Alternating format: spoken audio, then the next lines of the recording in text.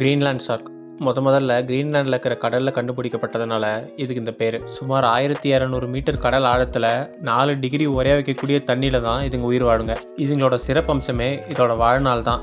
தோராயமாக 250லேருந்து 350 வருஷம் வரைக்கும் உயிர் வாழும். இதுங்க ஒரு வருஷத்துக்கே 1 சென்டிமீட்டர் தான் வளரும். இதுங்களோட செல்ஸும் ரொம்ப பொறுமையாக தான் வயசாகும்.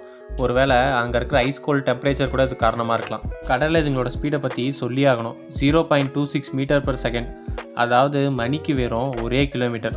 இந்த ஸ்பீடில் போய் எங்கேருந்து வேட்டையாடுறது? இது பத்தாதுன்னு இதோட கண்ணில் நிறைய பேரசைட்ஸ் குடியிருக்கும்.